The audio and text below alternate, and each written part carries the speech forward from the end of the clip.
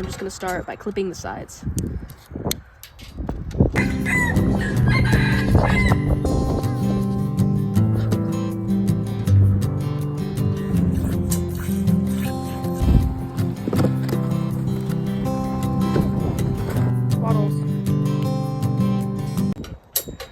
Okay, so when trimming a goat's feet, the goal is to get it parallel to the hoof line.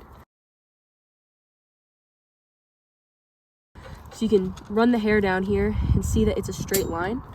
And you're gonna want it pretty flat. So I'm gonna start with trimming the sides, which is right here and right here. So I got my silver line trimmers, this is a new model, and I'm just gonna start by clipping the sides. Then I'm gonna trim a little bit on the inside too. I'm taking off some of the heel. Some people think you can't trim the heel, but you definitely can. It can cause elf shoes and whatnot if you don't trim the heel. Then I'm gonna trim the inside. And you're supposed to stop when it gets pink, so I'm almost done with this one. Her tips are still a little overgrown, so I'm gonna cut a little more. And sometimes it takes more than one trim if the hooves have been overgrown a long time.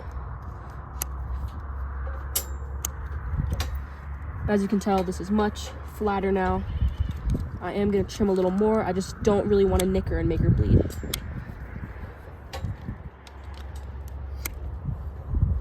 So if you look now, this is already much better and much flatter. Much better and much flatter. I'm gonna make sure I get the heel. Then I'm gonna go ahead and trim the sides.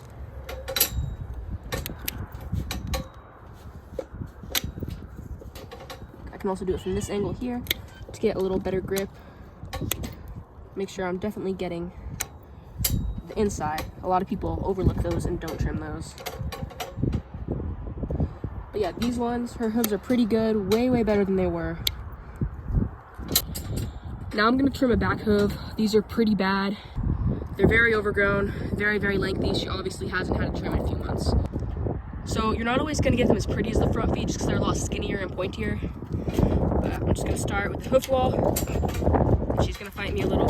This does not hurt the goat unless you nick them, because sometimes when their tips are super long, the nerves can grow into them. But as long as she's not bleeding, I'm not hurting her.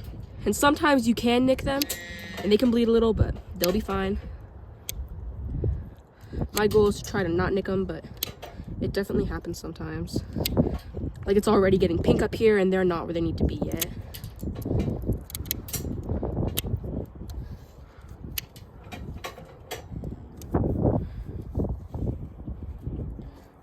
And when hooves are this bad like this, I try to be slow and careful to get them back where they need to be.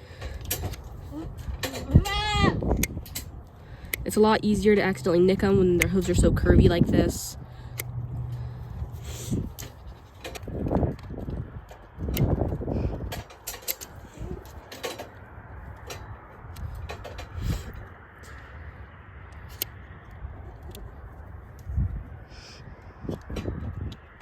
Make sure you do get the insides.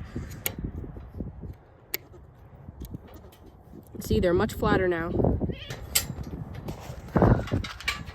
And here is from another angle. And they are nice and flat. She can stand real pretty now.